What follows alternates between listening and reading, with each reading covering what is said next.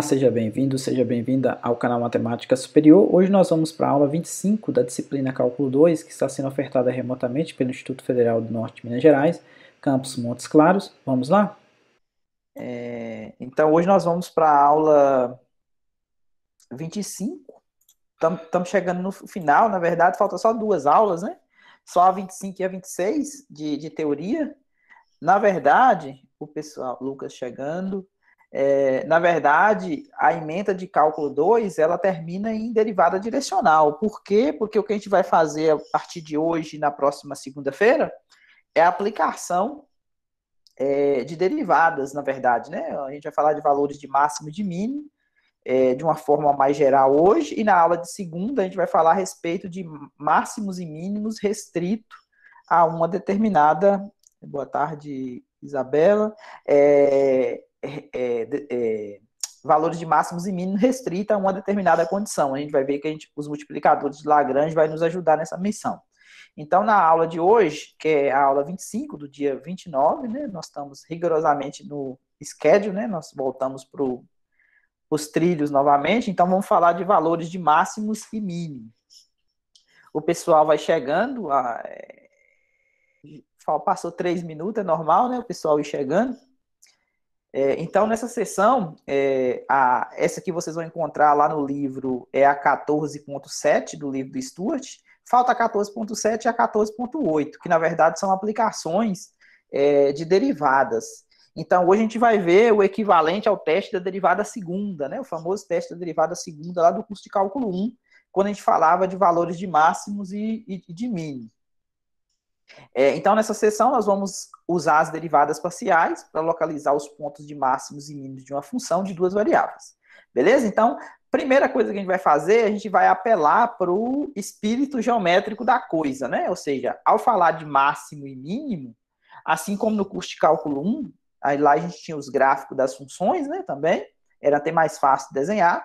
Aqui não é tão fácil desenhar as chamadas superfícies, mas superfícies são geradas nesse nosso contexto como sendo o gráfico de uma função de duas variáveis. Então, olhando para essa figura aqui, a gente percebe algumas coisas, né? Para falar de valores de máximos e valores de mínimos, a gente vai olhar para esses pontos específicos. Por exemplo, a gente olha aqui para esse camaradinha, para esse aqui, para esse aqui, agora não, obrigado. Para esse aqui, tá vendo? Então, esses camaradas aqui são valores de máximos, e esses dois aqui, né, são valores de máximo, tá vendo? E esses dois aqui são valores de mínimo. Aí você pode perguntar, por que que eu coloquei aqui local, aqui absoluto, né? Aqui local e aqui absoluto. Então, a gente vai ver isso nas definições. Ambos, lógico que um mínimo absoluto ou um máximo absoluto, ele também vai ser um máximo local, mas nem todo local vai ser absoluto. A gente vai ver o conceito do que significa absoluto mais para frente. Essa parte aqui, o apelo geométrico, ele é bastante útil para a gente determinar como que seria valor de máximo e valor de mínimo. Esses pontos, os pontos são chamados pontos de máximos e pontos de mínimo, e a imagem da função aplicada nesse ponto, a gente dá o nome de valor máximo ou valor mínimo. Então, começamos aqui como, por exemplo, com máximo local. O que significa o máximo local? Então, olhando para essa figura aqui, ó, o que seria um máximo local? Esse ponto aqui, ó. Imagine esse ponto aqui. Está categorizado como máximo local. Se você pega qualquer valor de xy na vizinha, imagine que você pegou a projeção dele lá no plano, pegou a projeção dele aqui no plano, ó, e aí você calculou as imagens aqui no Z, inclusive do ponto AB em questão. Vocês concordam que na vizinhança desse ponto, todas as imagens, se ele é considerado máximo local, todas as imagens vão estar abaixo? Esse aqui é o Z dele, né? O Z é a imagem do F de AB aqui. Qualquer XY que você pega aqui, vocês concordam que a imagem de qualquer XY vai ser menor do que a imagem desse ponto AB em questão? Sim, sim. Ficou tranquilo de entender isso aqui, não ficou? Agora, para ser aí o que acontece? O valor f de AB, se ele é a maior das imagens, então nós daremos o nome para ele de máximo, valor máximo local, e o mínimo. um ponto é chamado de mínimo local se, quando comparado à imagem de qualquer outro que esteja na vizinhança dele, ele é menor, tá vendo? Então, inverteu. Então, observe esse ponto aqui agora, ó. Se você pega novamente, imagina aqui, ó, pega a projeção lá no plano XY. Esse ponto aqui é o ponto AB. Se você pegar qualquer outra imagem vai ter o quê? Como vai estar mais próxima da origem, nesse caso aqui está negativo, qualquer outra imagem vai ser maior do que a imagem do AB. Beleza? Então, essa é a definição. Ser ponto de máximo significa que na vizinhança dele todo mundo tem imagem menor do que ele, e ser ponto de mínimo significa que na vizinhança dele todo mundo tem imagem maior do que ele. Ok? Essas duas desigualdades para caracterizar ponto de máximo e ponto de mínimo. Sim, sim. Beleza. Então, o que acontece aqui, ó? A que eu falei para vocês do absoluto, né? Essas duas inequações que aparecem aqui, ó, essa e essa, elas da definição acima, se valerem, se essas duas desigualdades aqui, ó, tá vendo que aqui eu coloquei na vizinhança, tá vendo? Na vizinhança significa que eu não estou comparando a imagem, por exemplo, esse camarada aqui eu falei que ele é máximo local, mas se eu comparar com a imagem desse outro camarada aqui, ó, observe que essa imagem aqui é maior do que essa imagem, não é? Sim, sim. Então, definir o máximo absoluto, eu tenho que olhar no domínio da função toda. Eu não posso olhar somente na vizinhança do ponto. Então, essa é a diferença do global ou absoluto para o local. O local você compara com as imagens da vizinhança do ponto. Ou seja, o que significa vizinhança? É uma coisa perto. Ou seja, você não está analisando o domínio da função todo. Agora, quando você analisa o domínio da função toda, você vai catalogar todos os máximos, todos os mínimos. O maior dos maiores vai ser o absoluto e o menor dos menores, que é esse caso aqui, nessa figura aqui, eu tenho o menor do menor e tenho o maior dos maiores. Tá vendo que esses dois aqui são os maiores, esses dois aqui são os menores. Mas esse camarada aqui é o menor do menor e esse aqui é o maior dos maiores, né? Que só tem dois nesse caso aqui, para esse exemplo. Então, para ser absoluto, tem que ser o quê? Tem que ser analisar a imagem desse ponto comparado com todo mundo do domínio. Ficou claro o que significa absoluto ou global? Sim, sim. Tranquilo, então. Agora vem a pergunta mais difícil, talvez, né? Como que eu acho? Chegou mais gente, tá bom. Pode dar licença agora, gente? Você tá atrapalhando a aula.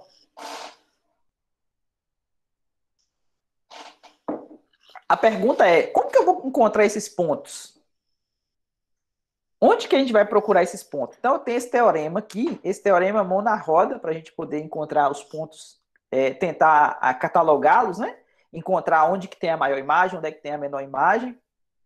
Então, fala o seguinte, se F tem um máximo ou um mínimo local em um determinado ponto AB do domínio, as derivadas parciais de primeira ordem de F existem nesses pontos, então eu vou ter que essas derivadas parciais em relação a x, em relação a y, tem que ser zero. Aí você fala, mas por que tem que ser zero? Aí eu peguei e fiz um desenho aqui que eu acho que ilustra bem o fato, tá vendo? Esse desenho aqui é exatamente lá do curso de cálculo 1. Por quê? Quando tinha um ponto de máximo ou um ponto de mínimo, também poderia a mesma coisa, né? A reta tangente nesse ponto era paralela ao eixo do x, não era? A reta tangente era paralela ao eixo do x, tá vendo? Por quê? Porque a equação da reta, como vocês estão vendo aqui, ó, y igual a f de a, mais a derivada no ponto, x menos a. Como o f' era zero, porque a inclinação da reta tangente aí é zero, por que é zero? Porque ela é paralela ao eixo do x, então sobrava só y igual a f de a. Y igual a f de a é exatamente essa reta constante, tá vendo? Esse ponto aqui era ponto de máximo, tá vendo? O ponto A era ponto de máximo, o f de A era o valor máximo. Por quê? Porque se você comparar qualquer ponto X na vizinhança do A aqui, a imagem do f de x é menor do que a imagem do f de A. Olhando para o caso nosso agora, imagine que esse aqui é o gráfico da superfície gerada pela função z igual a f de xy. Aqui eu peguei esse camarada como sendo o ponto de máximo, é o ponto AB, tá vendo? Coordenadas A para X, B para Y. Vou pegar outra cor aqui. A para X, B para Y. Então aqui eu tenho o ponto AB, tá vendo? Essa aqui é a imagem dele, o F de AB. De acordo com a definição que a gente viu, se você pega qualquer XY, qualquer ponto XY aqui na vizinhança, imagine a vizinhança aqui, ó. Qualquer vizinhança do ponto AB, se você pega um ponto XY, a imagem dele é menor, tá vendo? Aqui é a imagem do F de XY. A imagem não olha no plano, não, viu? A imagem olha na superfície, vermelha. Então, a imagem do F de XY aqui é menor do que a imagem do... A imagem do XY é menor do que a imagem do AB, via função F. Essa aqui é a equação do plano, tá vendo? Z igual a F de AB, mais a derivada parcial em relação a X, que multiplica X menos A, mais a derivada parcial em relação a Y, que multiplica Y menos B. Só que, de acordo com o teorema, para esse plano aqui ser agora paralelo ao plano XY, né? Porque aqui era paralelo ao eixo do X. Agora esse plano vai estar paralelo ao plano XY. Então, o que acontece? Esse camarada aqui é zero, de acordo com o teorema, esse aqui também é zero, então o que sobrou? Sobrou o plano constante, tá vendo? Do mesmo jeito que sobrou essa reta constante, aqui sobrou o plano constante, na altura que corta exatamente no F de AB. Então, esse é o paralelo que a gente faz de por que as derivadas parciais elas precisam ser zero. Uma analogia com a derivada ser zero e a inclinação da reta tangente ser zero, né? Ou seja, a reta ser paralela ao eixo do X. Ficou claro essa analogia de um para o outro? Sim, tranquilo. Beleza. Aqui eu coloquei a demonstração. Essa demonstração ela é fácil de entender. Por quê? Porque ela leva em consideração só a definição mesmo das derivadas parciais. Para me mostrar que essa derivada parcial ela é zero, uma maneira de mostrar que o número é zero é usar a tricotomia, né? Porque qualquer número que você pega, ele ou é maior do que zero, ou ele é menor do que zero, ou ele é igual a zero, concorda? Só tem essas três possibilidades para qualquer número real. Sim, verdade. Então, para me mostrar que o número é zero, se eu mostrar que ele é maior ou igual que zero e menor ou igual que zero ao mesmo tempo, se isso aqui acontecer, a única possibilidade é que cai nessa terceira possibilidade aqui, não é? O único jeito é cair aqui nessa terceira, né? Como que ele vai ser maior ou igual a zero e menor ou igual a zero ao mesmo tempo, sendo estritamente positivo ou estritamente negativo? Então não tem como, tem que acontecer a igualdade, né? Concorda? Certo. Beleza, então essa é a ideia. Para mostrar que é zero, eu vou mostrar que ela é ao mesmo tempo maior ou igual e menor ou igual a zero. Então só sobra a possibilidade de ser o zero. Então, aqui, ó, essa aqui é exatamente a definição que a gente viu lá na 14.3, né? Do livro do Stewart. Definição de derivada parcial em relação a a x. Tá vendo que a primeira coordenada aqui é a que está sendo perturbada, tá vendo? A mais h, o b ficou quietinho aqui, a segunda coordenada, porque está sendo fixado. Então, o que acontece? Esse ponto, ó, imagine que você tem o ponto AB,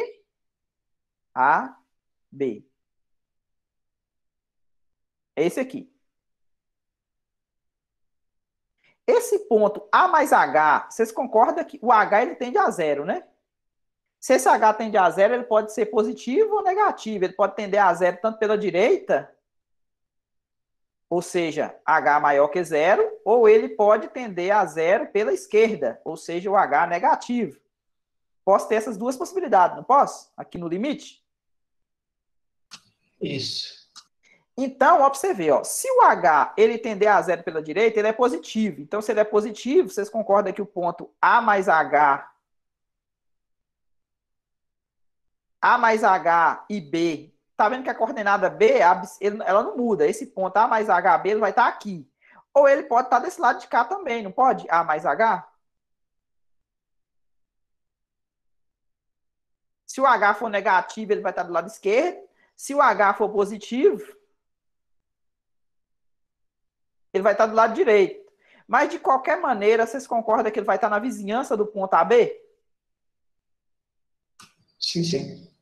E se ele está na vizinhança do ponto AB e eu estou fazendo o caso aqui onde é mínimo, ou máximo, tá vendo? Eu vou fazer o caso do máximo. Porque o caso do mínimo ele pode ser feito de modo análogo. O caso do máximo. Então, eu estou pegando o ponto AB como sendo máximo local. Igual esse desenho aqui, tá vendo? Qual a comparação que eu faço da imagem do ponto A mais H, vírgula B, tá vendo esse ponto aqui, ó? Qual a comparação que eu faço da imagem dele com a imagem do AB? Quem que é maior aqui na história?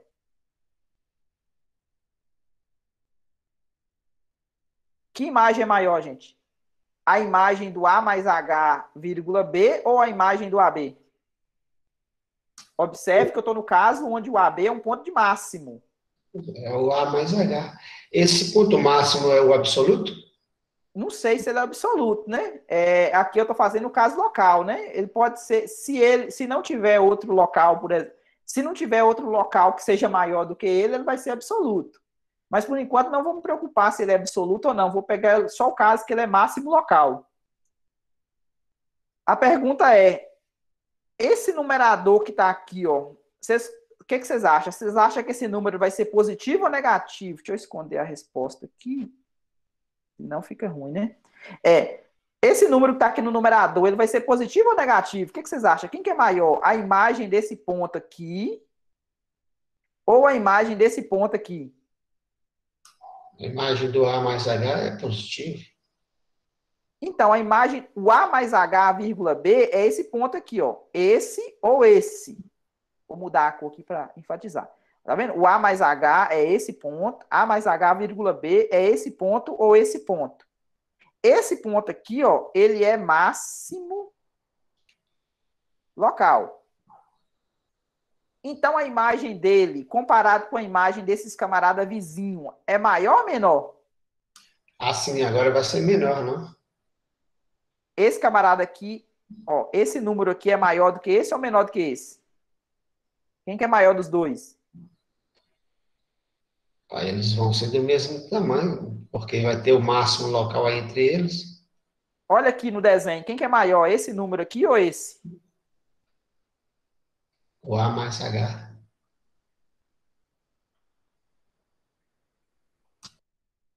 Esse número aqui, ó, não sei se dá pra vocês enxergar, ele é o F de AB. Esse número aqui é o F de XY. Qual desses números tá mais longe da origem? Qual que é maior? Ah, sim, sim. É o AB. O AB. O AB, porque ele é máximo, tá vendo? Ele é máximo, tá vendo ele aqui, ó? Ele é máximo. Esse outro camarada, ele tá um pouquinho para baixo, tá vendo? Então, como que eu comparo esses dois números aqui, ó? Esse aqui faz o papel do X, esse aqui faz o papel do Y. Então, esse numerador aqui, ele vai ser... Deixa eu tampar a resposta aqui de novo. Esse numerador aqui, ele vai ser positivo ou negativo? Faz a conta aí para mim. Esse número aqui, ele é maior do que esse, não é? O F de AB não é maior? Sim, sim. Então, se ele é maior e tem esse sinal de menos, o Marcos já respondeu ali, se ele é maior e tem esse sinal de menos, então, com certeza, esse numerador aqui vai ser negativo, não vai? Exato. E esse H aqui, ele vai tender a zero tanto pela direita quanto pela esquerda, não vai? Isso, isso. Então, quando você vê as duas possibilidades, que tá aqui, ó, tá vendo? Ó, o numerador ele vai ser sempre negativo, e o denominador ele pode ser tanto positivo, se tender pela direita, ou negativo, se tender pela esquerda. Então, uma coisa negativa dividida por uma positiva vai dar negativo, e uma coisa negativa dividida por negativo vai dar positivo, não vai? Exatamente. Mas só que vocês lembram lá, não sei se, quando a gente estava falando de sequência, lá no início, lembra 1 sobre n? Isso aqui é sempre maior do que zero, mas quando você passa o limite nisso, o que acontece? Tende a zero. Isso, o limite enfraquece a desigualdade, né? Então, por isso que eu coloquei menor igual aqui, tá vendo? Menor igual. Porque eu vou passar o limite aqui, não vou? Então, como que uma coisa pode ser menor igual que zero e maior igual que zero ao mesmo tempo? Só sendo zero, né? A outra demonstração ela é análoga. A única coisa que vai mudar agora é que agora a minha coordenada B que vai mexer, né? Ou seja, porque a derivada parcial agora é em relação a y. Então, agora como é que ficaria a vizinhança do ponto? Agora o ponto vai ser A, agora vai ficar um camarada aqui e um camarada aqui, concorda? Ó, B mais H, B mais H. Por quê? Porque o H, ele pode ser positivo. Se ele é positivo, B mais H vai ficar para cima. E se o H for negativo, ou seja, estender a zero pela esquerda, ou seja, ele vai ficar do lado de baixo. Mas, de qualquer maneira, esses camaradas aqui vão estar na vizinhança desse ponto. Novamente, como esse camarada aqui ele é maior do que esse, e ele é negativo, então, novamente, o numerador ele vai ser negativo sempre. E aí, como tende a zero pela direita e pela esquerda, então, novamente, eu vou ter menor ou igual que zero, maior ou igual que zero. Então, a única possibilidade é a derivada parcial em relação a y ser zero. Então, o que acontece? Esses camaradas onde as derivadas parciais em relação a x e em relação a y são nulas, a gente dá um nome especial para ele. Não sei se vocês lembram, lá no curso de cálculo 1, quando você pegava a derivada e igualava a zero, esses camaradas que satisfaziam essa equação, vocês davam o nome também de ponto crítico. Então, esse ponto crítico é onde a derivada primeira era igual a zero. Essa derivada primeira agora, ela é substituída pelas derivadas parciais de primeira ordem, tá vendo? Tanto em relação a x quanto em relação a y. Então, um ponto é chamado de crítico ou estacionário se as derivadas parciais forem nulas. É a mesma coisa lá do curso de cálculo 1. Lá era de jeito, né, para ser ponto crítico. Agora eu pego as derivadas parciais. Então, lá era assim, ou também não existir o f' de x, também era chamado de um ponto crítico também. Então, aqui também, se não existir as derivadas parciais também, a gente dá o nome de ponto crítico do mesmo jeito. Aí você pergunta, mas por que eu vou querer saber desses pontos críticos, né? No que eles ajudam? Então, quando pede para vocês, lembra que o cerne da aula de hoje é encontrar os valores de máximo e os valores de mínimo, né? E a pergunta é, onde que eu vou procurar esses pontos? Exatamente nos pontos que satisfazem essa equação aqui, ó, essas equações. As derivadas parciais serem nulas. Por quê? Os pontos críticos são candidatos a pontos de máximos e mínimos.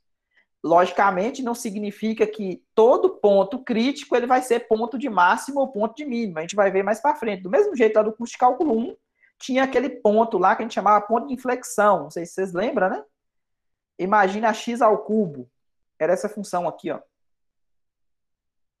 O zero aqui, ele era ponto crítico, porque quando você derivava isso aqui, dava 3x ao quadrado igual a zero, x igual a zero era ponto crítico. Mas ele não era nem valor nem de máximo nem de mínimo. Né? Ele era chamado ponto de inflexão, ou ponto onde a função mudava a concavidade. Né? Lá tinha até mais, a gente estudava até mais coisas, né? Derivada segunda maior que zero, tinha a questão das concavidades e tal, né? Voltada para cima, voltada para baixo.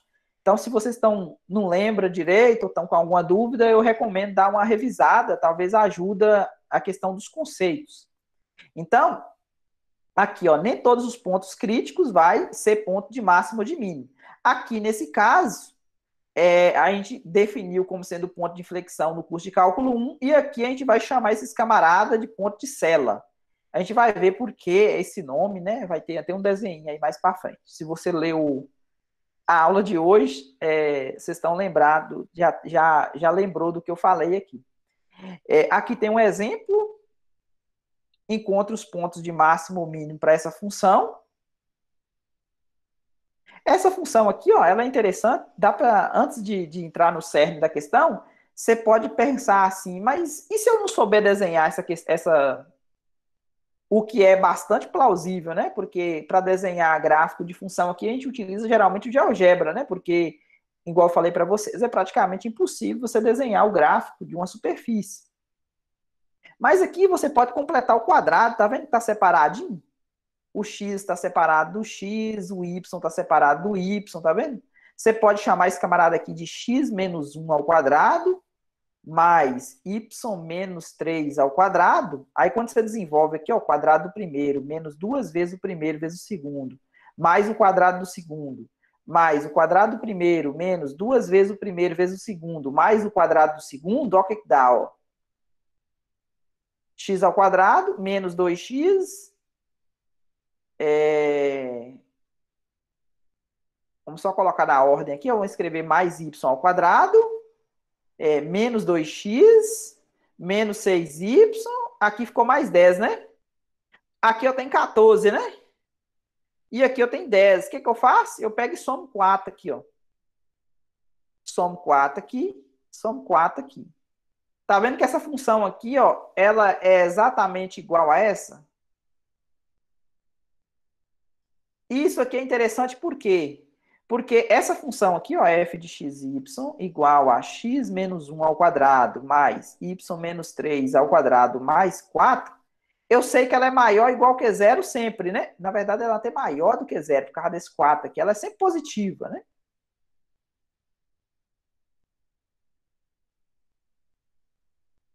A pergunta é, isso aqui é sempre positivo, isso aqui sempre é positivo, isso aqui sempre é positivo. Qual que é o menor valor que isso aqui assume? O que vocês acham?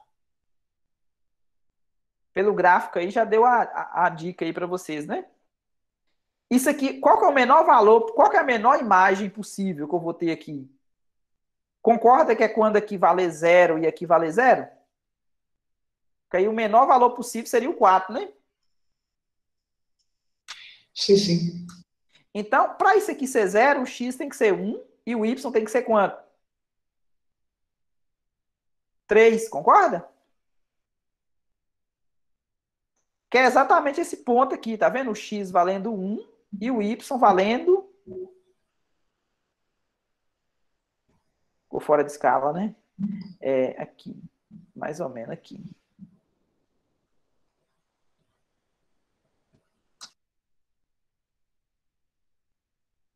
Qualquer ponto que você pega aqui, ó, na vizinhança desse ponto, você concorda que a imagem dele vai ser maior do que 4? Qualquer ponto que você pega aqui, ó. Imagina que você pegou 3,2 e 1,2. Quando você calcular a imagem de 1,2, 3,2, vocês concordam que você vai achar um número maior do que 4? Sim, sim. Porque 4 é o mínimo aí, né? É o mínimo aí, né? Então, para esse caso aqui, ficou fácil, né? Mas o problema é que nem sempre a gente consegue desenhar, ou nem sempre a gente consegue completar quadrado. Já pensou que tivesse uma f de xy igual um arco tangente de x vezes y? Como é que a gente ia desenhar essa coisa, né? Fica ruim, né? Então, o que acontece? Pela figura, fica claro que o ponto 1, 3, que é o que a gente encontrou ali, ele é o ponto de mínimo local, até global. Por que eu coloquei até global? Porque não tem outro camarada, o domínio aqui é o R2 todo. Qualquer ponto que você pegar no R2, em qualquer lugar que você queira, qualquer coordenada que você queira, com certeza o valor da imagem desse ponto que você vai pegar vai ser o quê? Vai ser maior do que o 4. Por quê? Porque isso aqui é sempre positivo, isso aqui sempre é positivo. Ó, você pode escolher o x e o y, o que você quiser. Se não for 1 e 3, o valor disso aqui vai dar maior do que 4. Por quê? Porque isso aqui vai dar positivo, isso aqui vai dar positivo, somado com 4, vai ficar maior do que 4. Beleza? Então, por isso que eu falei que ele é absoluto, né? Ele é global, porque não existe outro mínimo no R2 todo. Então, o valor dessa função, o valor mínimo para essa função é 4. Esse ponto é descoberto calculando os pontos críticos, tá vendo? Aqui eu mostrei para vocês de onde saiu a mágica. Não, se eu não sei completar quadrado, não tem problema, porque o teorema fala que os candidatos a ponto de máximo e ponto de mínimo são os zeros da derivada parcial primeira. Então, eu calculo a derivada parcial primeira, tá vendo? A derivada dessa função aqui em relação a x vai dar 2x menos 2, igual a 0, encontro x igual a 1. A derivada em relação a y vai dar 2y menos 6, igual a 0, encontro y igual a 3. Beleza? Então, o ponto 1,3 foi se eu não sei completar quadrado, se eu não sei fazer o gráfico. Então, eu consigo descobrir quem que é o ponto de mínimo nesse caso. Agora, a pergunta é, se eu não tiver o gráfico, esse ponto que eu encontrei, eu ficaria em dúvida. Será que esse camarada ele é mínimo? Será que ele é máximo? Para tirar a dúvida, eu teria que fazer o quê? Eu teria que calcular o F de 1,3 e calcular o F de um camarada, por exemplo, na vizinhança dele. E comparar. Esse aqui eu sei que vale 4, esse aqui vai dar alguma coisa maior do que 4. Então, se é maior do que 4, então esse aqui é mínimo. Mas dá trabalho fazer isso, concorda? Teria que substituir esse trem aqui, essas coordenadas aqui na função. Se bem que nesse caso não dá tanto trabalho, não, mas tecnicamente seria um trabalho, né? Para isso, o que a gente vai fazer? A gente vai utilizar o teste da derivada segunda. Sim. Professor, esse 4 é em Z, né? Esse 4 é o Z, exatamente. É a imagem do ponto 1,3. Esse aqui, ó. Ok. É a imagem desse ponto aqui. É o fundinho, né, do paraboloide. O teste da derivada segunda, ou alguns livros também chamam isso aqui de hessiana. A derivada aqui, a gente vai ver que ela se transforma numa matriz. Por que ela vai transformar numa matriz? Porque vocês lembram que eu tinha uma função que dependia de x e de y. Depois eu faço as derivadas parciais em relação a y e em relação a x, né? Deixa eu colocar aqui, na verdade, acho que é melhor fazer assim, para o diagrama ficar melhor. Eu tenho as derivadas em relação a x e em relação a y, e aí eu poderia derivar de novo, né? Que foram as derivadas de ordem superior que a gente viu.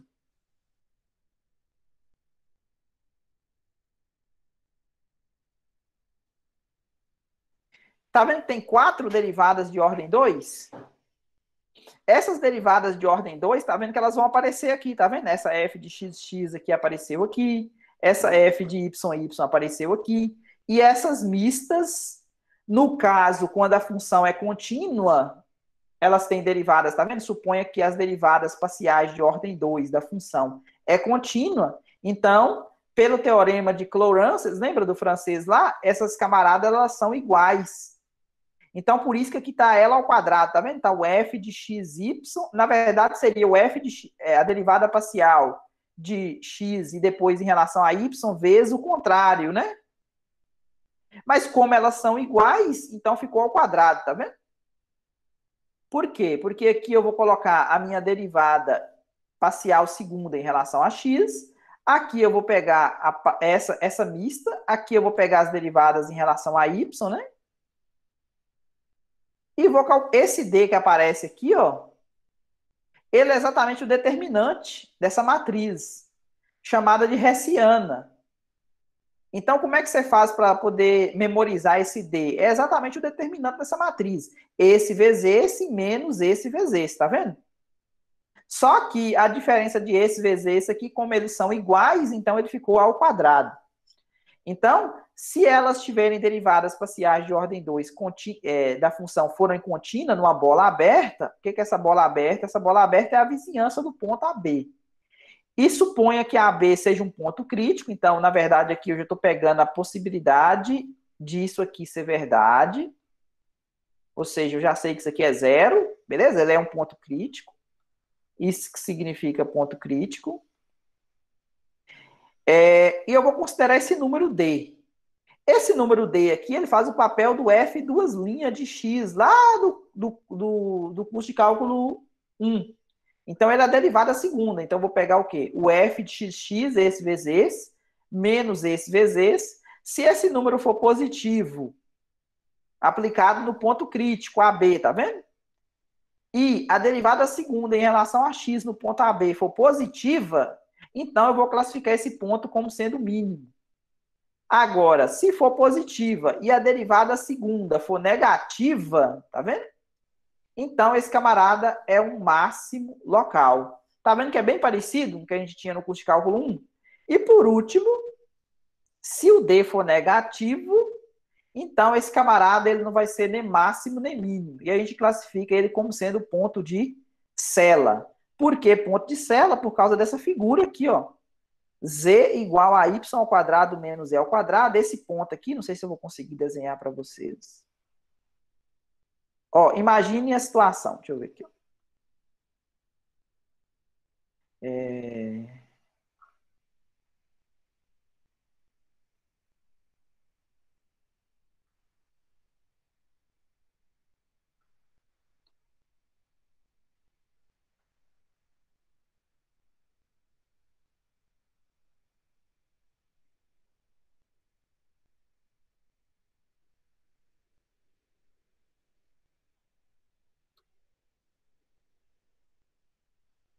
Imagina esse ponto aqui, ó.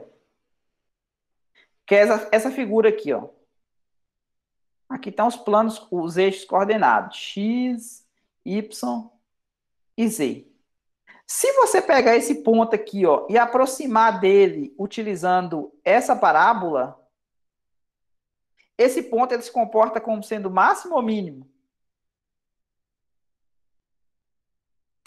Esse ponto, no caso, seria o máximo. Máximo. Agora, se você pegar essa parábola aqui, ó, que passa por esse ponto também, esse ponto ele é máximo ou mínimo? O mínimo. Tá vendo? Então, por isso que nos motiva a definir ele como sendo ponto de Cela. Ou seja, se o D der negativo, então a gente vai classificar esse camaradinha como sendo ponto de Cela. Olha essa figura aqui, ó. Essa figura aqui é da vida real, né? Ela está no livro Stuart também. Eu achei interessante, não sei se dá para vocês observarem aqui, ó. Tá vendo o que aconteceu aqui? Tá descendo aqui, ó. Tem uma parábola aqui onde é que o cara tá subindo, tá vendo? Então, esse ponto aqui, ó, lá embaixo, é um ponto de Cela.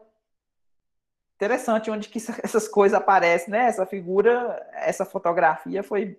Eu não sei se foi de propósito para fazer o livro, né? Ou se garimpando na internet o Stuart encontrou essa foto para poder colocar no livro dele. Sei que não sei que foi uma foto preparada. Acredito que não foi preparada para o livro, né? Porque com certeza esse camarada que está aqui não é o Stuart, né? Matemático não ia fazer esse tipo de coisa aqui. Então, o que acontece?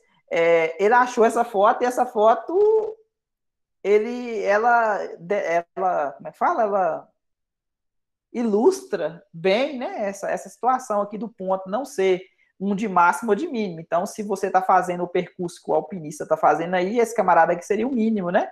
Mas se você quisesse escalar a montanha nesse outro sentido aqui, ó,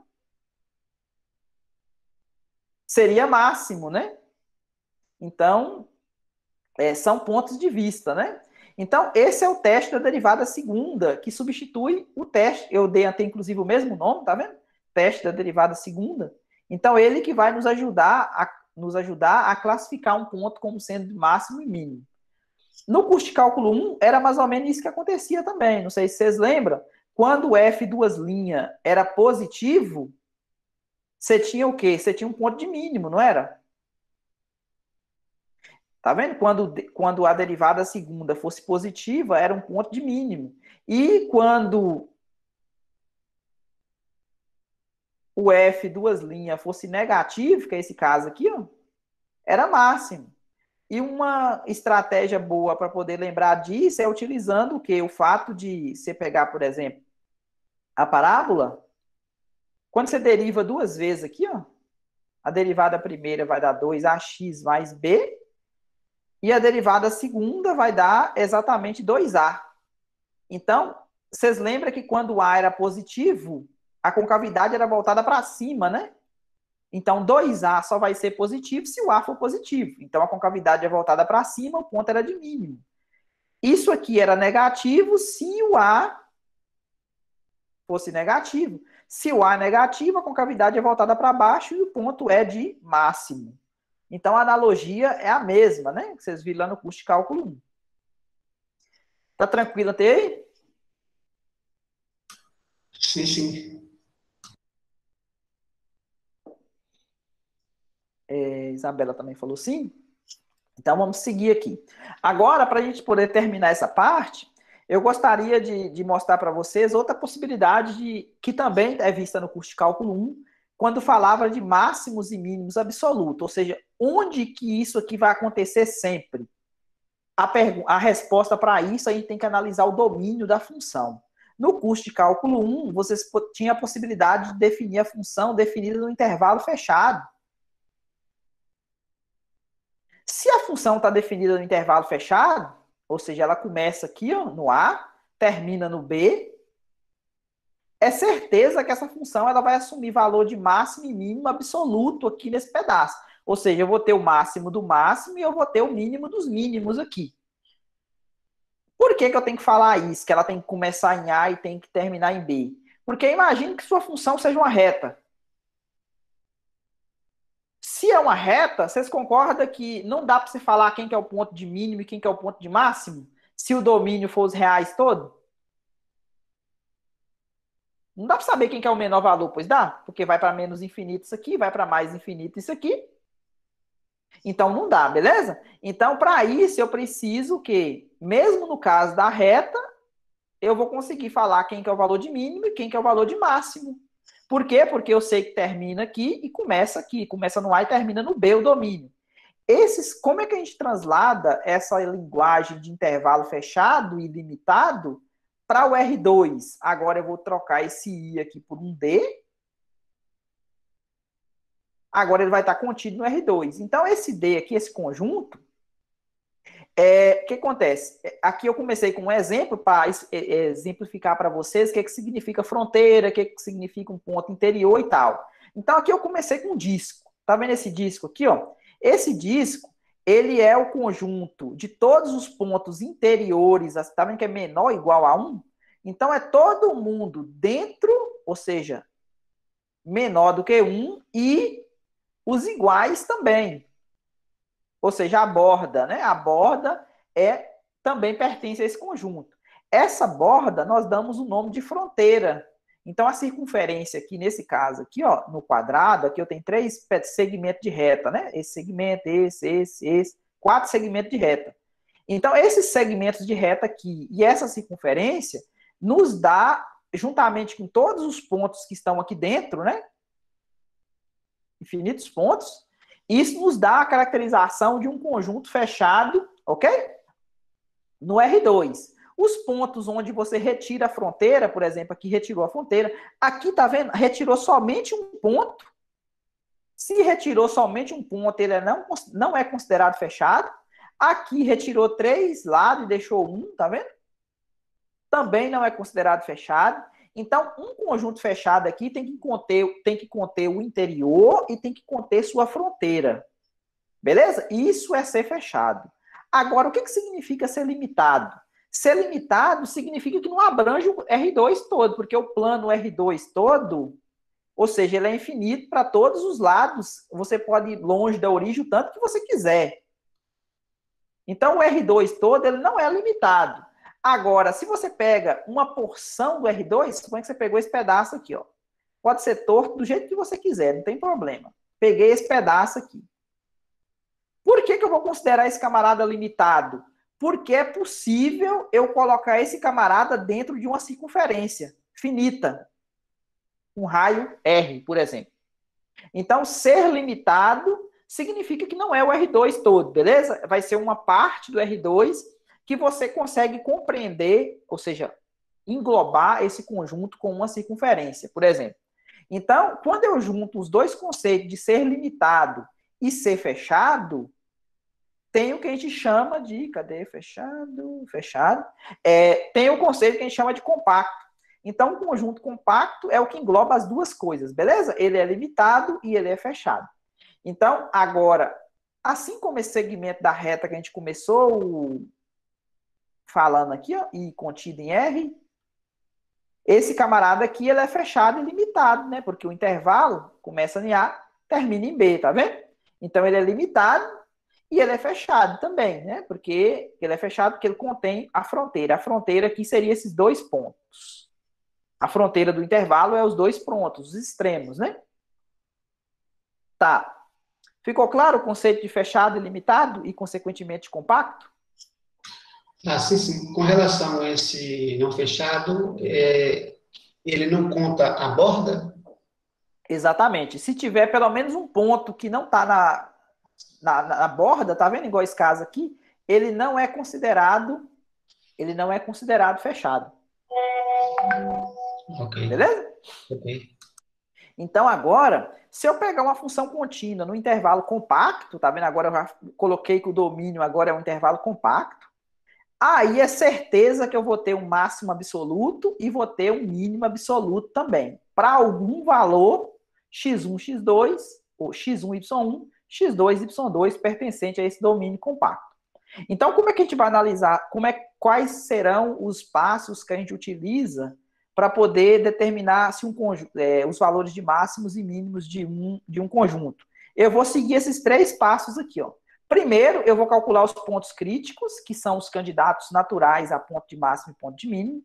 Depois, eu vou determinar os valores extremos de f na fronteira, ou seja, eu vou precisar analisar a fronteira. E depois eu vou olhar o maior dos maiores, ou seja, o maior entre o item A e o B aqui, né? O maior dos maiores eu vou chamar de máximo absoluto, e o menor dos menores eu vou chamar de mínimo absoluto. Beleza? Então, para exemplificar isso, eu coloquei um exemplo. Para exemplificar, coloquei um exemplo, né? Ficou esquisita a fala, mas é isso aqui. Eu tenho um exemplo, tá vendo? Para a gente entender essa parte. Encontre os valores de máximos e mínimos absolutos da função. Antes de começar o exemplo, avisar para vocês que, dependendo da questão, esse tipo de resolução pode ser um pouco longa. Porque quando a gente passa na análise da fronteira, imagine que você tem a sua fronteira como sendo um, um hexágono, né? 6 lados. Você tem 6 pedacinhos de segmento de reta, né? Aí você tem que calcular o coeficiente angular de cada reta que passa, que contém aquele segmento, para poder substituir na função. Então, pode ser que isso aqui seja um pouco demorado. Não é conta difícil, mas pode ser que seja demorado. Encontre os valores de máximo e mínimo absoluto para essa função. Então, essa função aqui, ó, ela é... Aqui, tá vendo que não dá para a gente, por causa desse termo aqui, não dá para a gente completar quadrado, né? No retângulo. E o retângulo tem lado 3 e 2. Deixa eu ver se eu fiz a figura aqui. Isso, aqui é a figura aqui, tá vendo? Aqui já está preenchido com alguns valores que eu encontrei. Não se preocupe ainda com esses valores, a gente vai chegar neles, né? Mas aí o que eu vou fazer? Eu tenho um retângulo, eu vou procurar o quê? Primeiro, de acordo com o item A lá, eu tenho que procurar o retângulo, ele é compacto, ou seja, ele é fechado e limitado, beleza? Então, vai ter um máximo absoluto e um mínimo absoluto nesse conjunto, para esse conjunto. Então, vamos procurar os pontos críticos, né? Que é o que dá na letra A. E depois a gente vai ver a fronteira.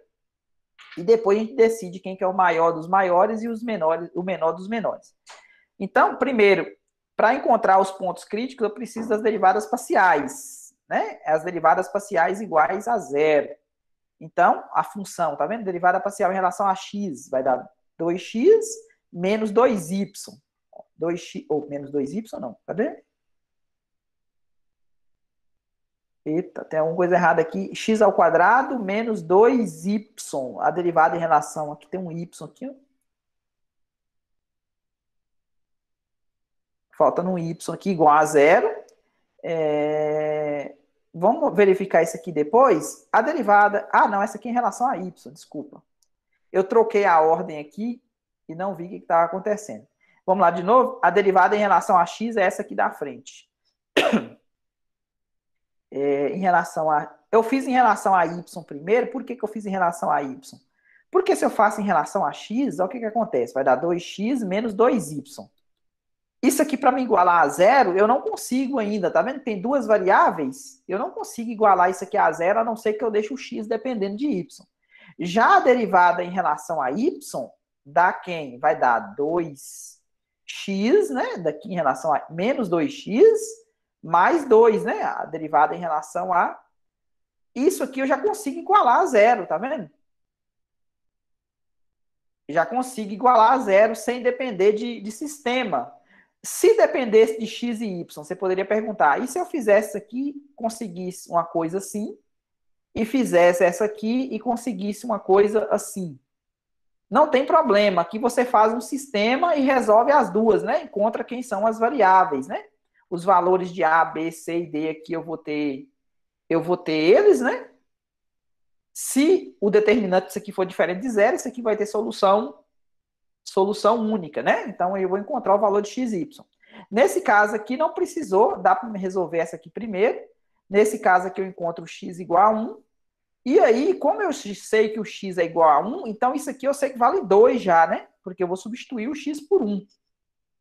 Então vai ficar menos 2y igual a menos 2. Então aqui a gente descobre que o y vale 1. Então o ponto 1, 1, observe que ele está no interior do retângulo, não tá? É 1.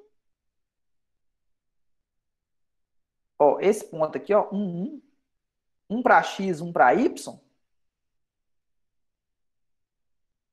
Ele está no interior do retângulo. Então, ele é um candidato a ponto de máximo e ponto de mínimo, não é? Então, o que eu vou fazer? Eu vou usar o teste da derivada segunda nele. Então, eu vou calcular o d de 1, 1. Para isso, eu vou derivar de novo, para fazer aquela conta. A minha derivada segunda aqui, em relação a y, vai dar quem? Concorda que dá zero? Se eu derivar isso aqui novamente em relação a y, vai dar zero, não vai? Porque não depende de y. Ok, gente? Ok? E se eu derivar isso aqui, ó, que eu vou precisar também, ó, o fxx, se eu derivar isso aqui em relação a x, vai dar quanto?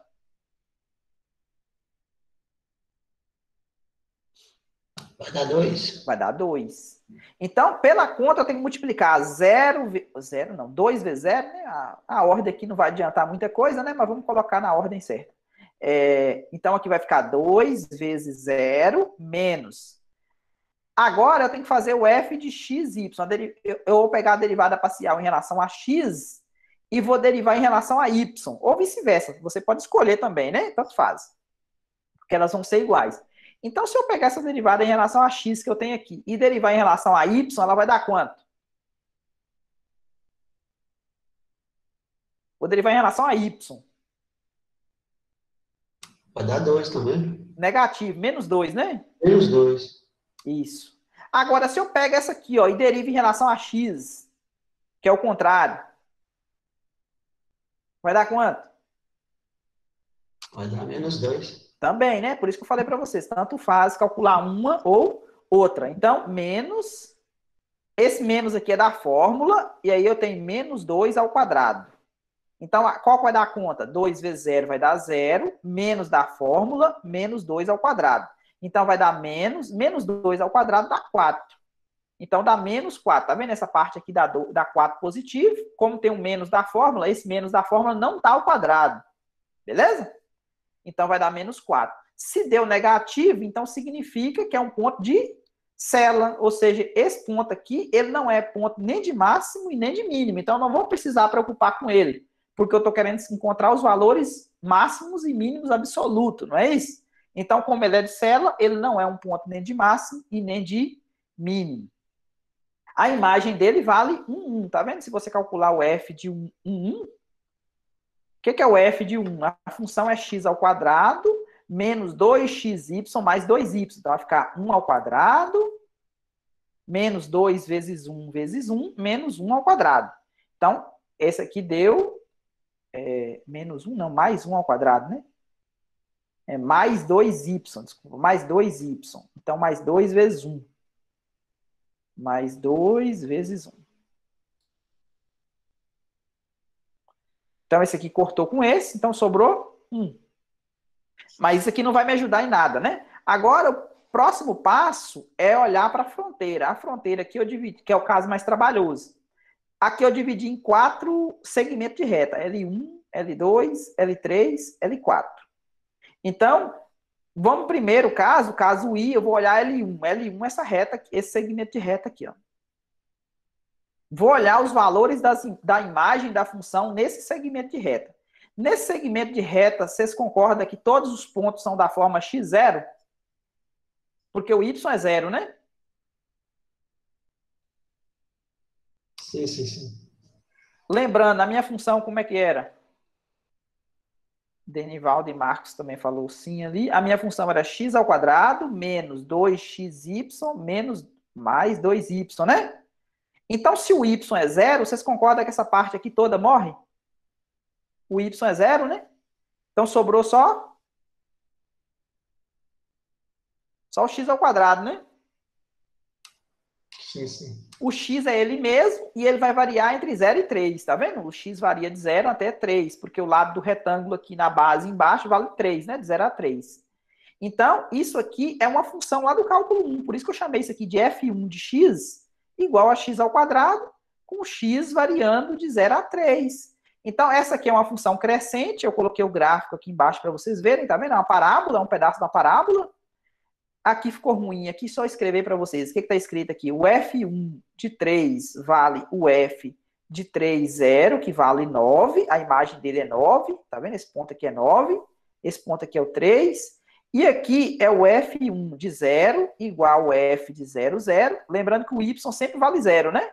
Por quê? Porque o f1 de x é o f original aplicado em x0. Então, por isso que o f1 de 0 deu f de 0, 0, que vale 0. Essa aqui é o gráfico da função f1 de x, que é igual a f de x0, que é igual a x ao quadrado, com x variando de 0 a 3. Beleza? Então, aqui fica claro que esse camarada aqui é o ponto de máximo e esse aqui é o ponto de mínimo. Concorda? Mas esse ponto de mínimo aí não seria o ponto de inflexão? O 0, 0, o ponto de inflexão é o ponto 1, 1. Esse aqui, ó. Esse aqui é o Sela. 0, 0 é esse.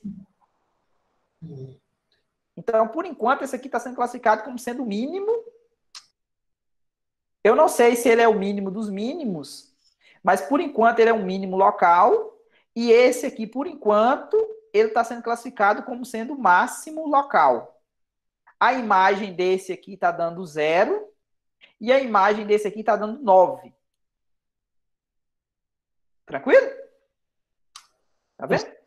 O f de 0, 0 está dando 0 e o f de 3, 0 está dando 9. Então, por enquanto, esse aqui é o valor mínimo e esse aqui, por enquanto, é o valor máximo. Eu não sei se nas outras segmentos de reta eu vou encontrar um número menor do que 0 ou um número maior do que 9. Por quê? Porque se eu encontrar, aí, logicamente, o maior dos maiores que vai ser o máximo absoluto e o menor dos menores que vai ser o mínimo absoluto. Tranquilo? Tranquilo. Depois dá para você fazer ele no GeoGebra? Então, essas figuras aqui, ó, que vocês estão vendo aqui, todas elas são feitas no GeoGebra, né? Mas só que o GeoGebra, ele não vai classificar para você. Você vai ter que fazer a análise por conta própria, né? Quem quer máximo, quem quer mínimo. A única coisa que você vai fazer, você vai conseguir desenhar a função lá. Sim. E, inclusive, o pedaço, lá você usa o comando assim, né? Você usa... Deixa eu mostrar aqui para vocês. Vamos estourar o tempo de novo. Só tem esse exemplo para a gente terminar, tá vendo? Se a gente estourar o tempo hoje, vai ser poucos minutos. Mas vamos ver o GeoGebra aqui, já que você perguntou. É porque algumas dúvidas, acho que até Gustavo teve uma vez que me perguntou como é que eu faço para desenhar o gráfico de uma função só num pedaço, né? Ou seja, restringir o domínio. Você pode utilizar esse comando aqui, ó. Quer ver? Você pode utilizar aqui função. Ó, quando você coloca função, é porque geralmente quando a gente vai para o GeoGebra, a gente já vai isso assim, né? Y igual a x ao quadrado. Quando você faz isso, você vai desenhar a parábola, tá vendo? O domínio dele vai entender do menos infinito até mais infinito. Mas só que você não quer isso aí tudo. Você quer só de 0 até 3. Então você começa a digitar a função, aí você usa essa segunda opção aqui, ó. No lugar da função você coloca x ao quadrado, e o valor inicial aqui você coloca 0, e o valor final você coloca 3. Quando você faz isso, você desenha só esse pedaço aqui, ó. Só o ramo da parábola que você quer, ó. Ele começou no 0 e terminou no 3. Ok? Sim, sim. Então, voltando aqui para L2. O que é o L2? O L2 agora, deixa eu dar uma limpada aqui. Deixa eu dar uma limpada aqui no L1. Vocês lembram que o 3, 0, por enquanto, tem imagem 9, né? Tá tudo escrito aí. Eu vou só apagar aqui no desenho para mostrar o L2 agora. O L2 é esse aqui, ó. Essa outra fronteira aqui. Todos os pontos dessa fronteira, o X vai estar fixo no 3 e o Y vai ficar livre aqui, não vai? Todos os pontos aqui é da forma 3y. Então, se é da forma 3y, então aqui eu vou chamar uma função f2 de y da forma f original de 3y.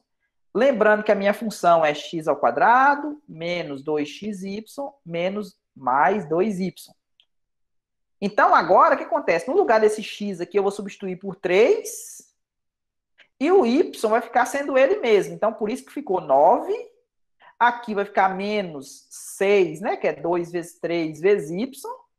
E aqui vai ficar mais 2y. Só que menos 6y mais 2y vai dar menos... Ah, tá. Tem um 9 aqui, né? Dá 9 menos 4y. Tá vendo? 9 menos 4y. Isso é a equação de uma reta. O y varia de 0 a 2. Se é uma equação de uma reta e ela é decrescente, tá vendo o coeficiente angular aqui do y?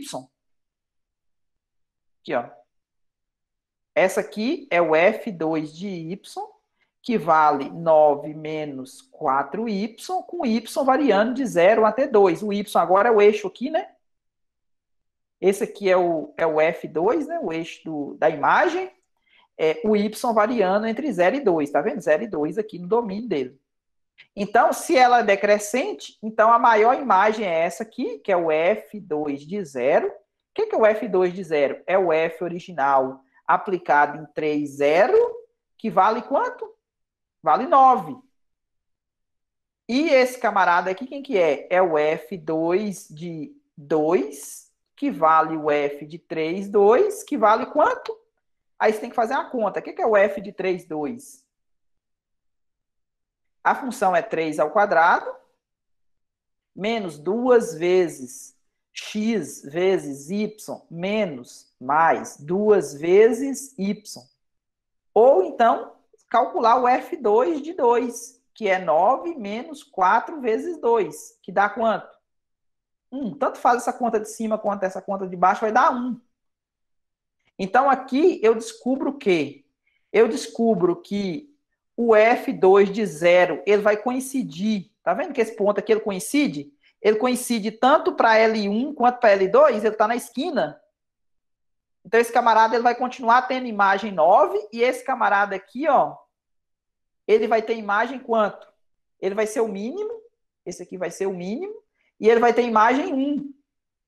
Esse camarada aqui, vocês lembram que ele era o mínimo também, tinha imagem 0, não era? Então, e esse aqui, máximo,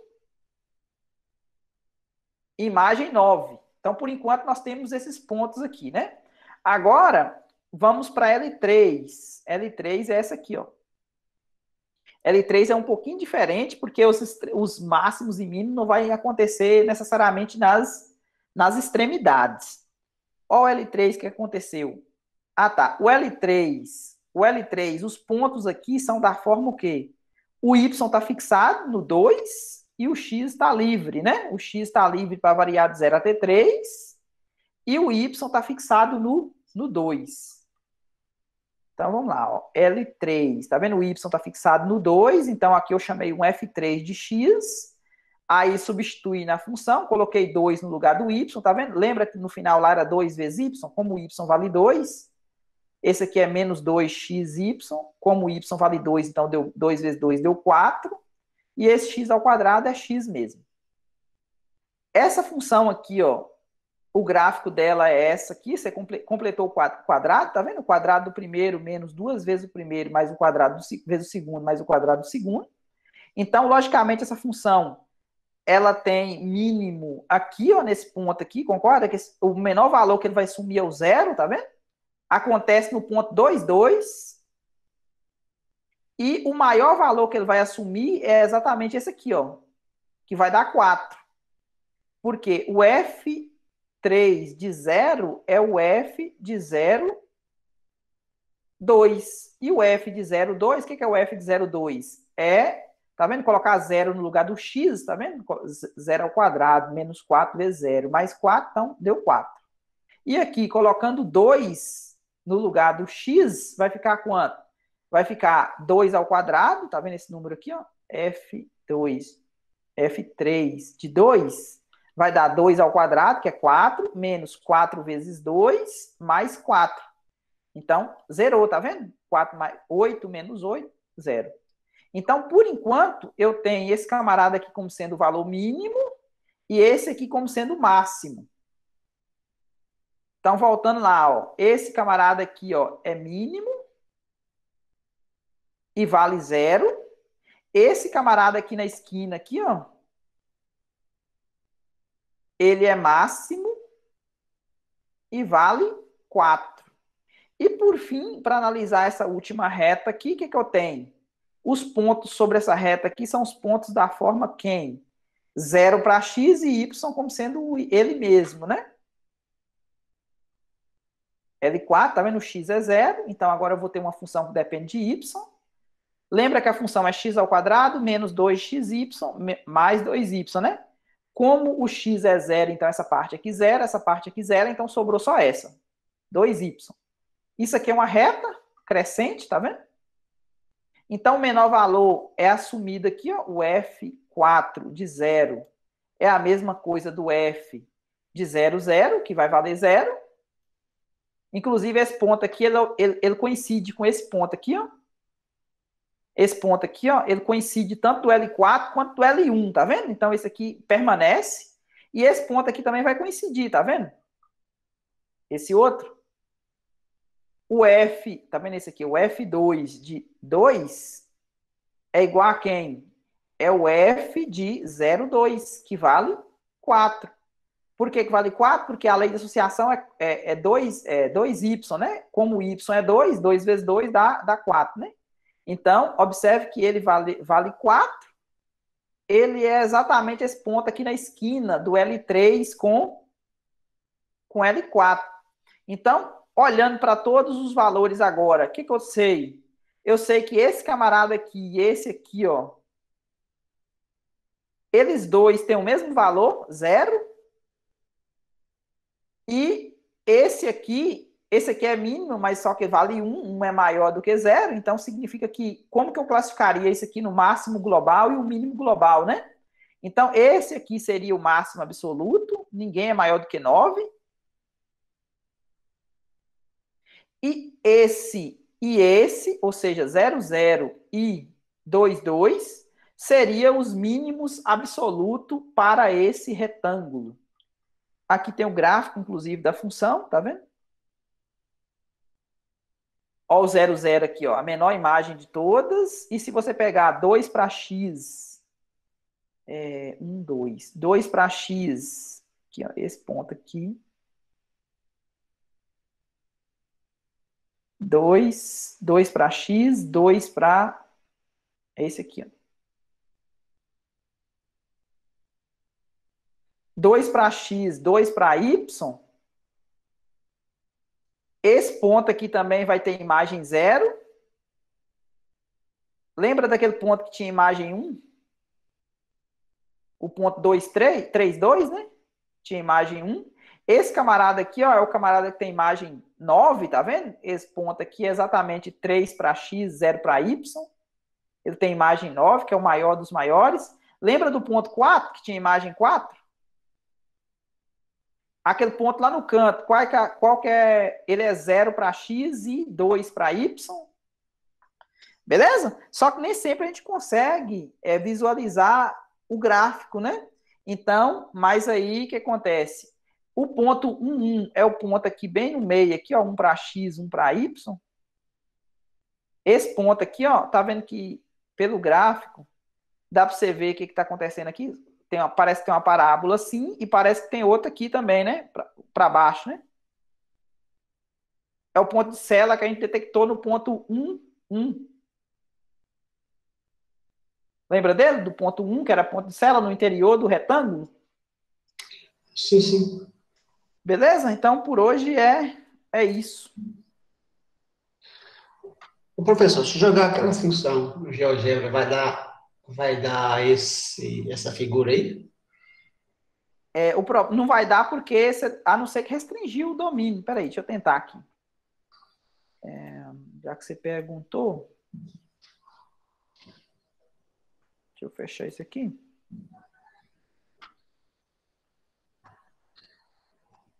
Você pode usar o mesmo comando, função, né?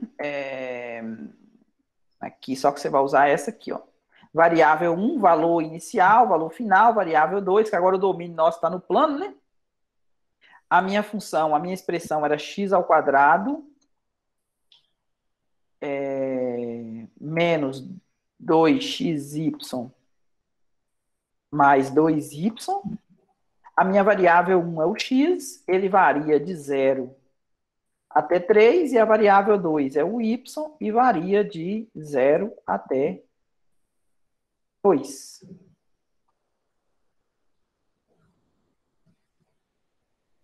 Ó, tá vendo? Lá no chão, não sei se dá para você perceber, deixa eu dar um zoom aqui.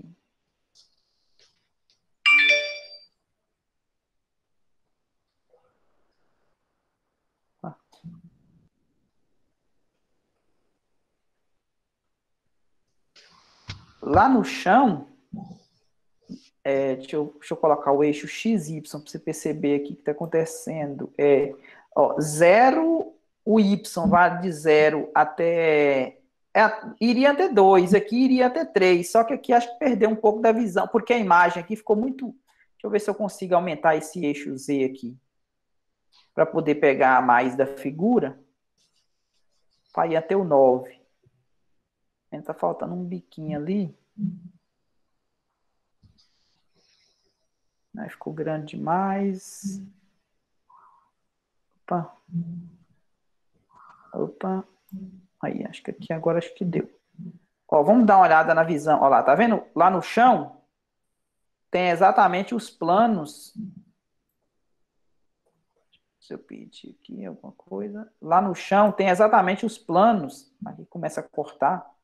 Ó, tá vendo o retângulo, né? De lado 3 para X, até aqui, né? Uhum. E 2 para Y. Agora, quando a gente dá para olhar uma visão aqui 3D dela, ó, esse ponto aqui é o ponto de mínimo, lá o 0, 0 é a origem, é o ponto de mínimo absoluto, e o ponto 3 para X, 3 para X e, cadê? 3 para X e 0 para Y, que é exatamente essa ponta aqui, ó, essa ponta aqui, ó, ela está mais ou menos na altura 9, não sei se dá para você ver aqui a projeção indo lá para o fundo, ó, tem um 10 aqui, né?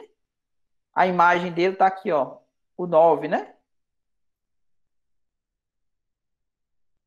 Logicamente que a figura ela vai continuar crescendo, né? Ela vai... Esse desenho aqui não ficou tão legal. Se você pegar, por exemplo, o ponto 1, ponto 1, ele está aqui no meio. Se ele está aqui no meio, essa figura aqui a gente não consegue visualizar a questão da célula, né? Mas a célula está aqui nessa região. Logicamente que essa figura do livro cadê? Do livro do... Essa figura aqui está bem melhor, o zoom que ele conseguiu dar, para poder, tipo assim, logicamente aqui tá meio fora de proporção, né? Tá vendo? Esse 3 aqui tá do mesmo tamanho do 9. A não ser que a gente fazer assim no GeoGebra, né? Se a gente pode brincar com as dimensões aqui do...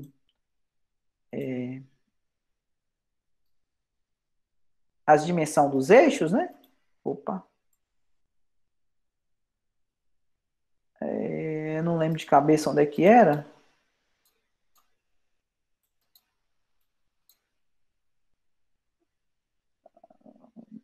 Janela de visualização. Deixa eu ver se é aqui. Eu não lembro, mas tem como, no plano XY, eu sei que tem como você redimensionar, porque aqui está na escala, entendeu? Se a gente mudasse a escala de forma para esse Z não parecer tão grande em relação ao plano XY, talvez eu vou tentar achar isso aqui de maneira que... Eu vou tentar pesquisar depois, se eu encontrar uma maneira de fazer uma figura no GeoGebra parecida com aquela do livro, com essa aqui, né? Eu mostro para vocês depois, mas eu acho que tem que passar por redimensionar os eixos para poder a figura não ficar desse jeito que o GeoGebra está mostrando, que aqui está Tá proporcional, né? A mesma proporção que tá do XY tá do Z, o tamanho, né? A escala tá igual aqui. Então aqui eu teria que fazer o quê? Eu teria que diminuir a escala aqui, diminuir a escala do Z para poder essa figura dar uma achatada, entendeu?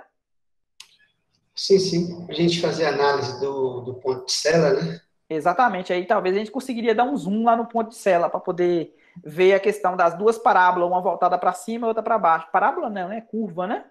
De forma que classificou ele como sendo cela. Tranquilo, gente? Ou não? A aula de hoje? Tranquilo. Então a gente vai se falando durante o final de semana. E na segunda-feira, no sábado, eu vou mandar para vocês a última aula, que a gente vai falar dos multiplicadores de Lagrange.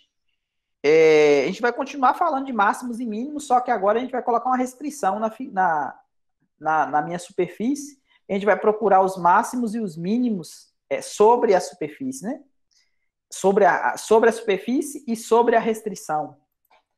Ok? Então aí vai um pouquinho diferente a análise que a gente vai precisar fazer. Alguma dúvida da aula de hoje? Passamos 27 minutos. 17 minutos, né? A dúvida é só na hora dos exercícios. Então, se tiver tendo dúvida, pode falar lá no grupo ou no diário de bordo, né? Que a gente vai tentando ajudar na medida do possível. Ok, então? Boa tarde para todo mundo. Fiquem com Deus. Bom final de semana. Idem. Até mais. Yuri, João Paulo, Tatiela, Luiz, Dernivaldo, Matheus, Lucas, Juan Pablo. Bom, por hoje é isso, espero que você tenha entendido. Se ficou alguma dúvida, deixe nos comentários que estarei respondendo na medida do possível. Aproveite-se para se inscrever no canal, ative as notificações porque toda segunda e quinta teremos aula nova no canal. Até mais!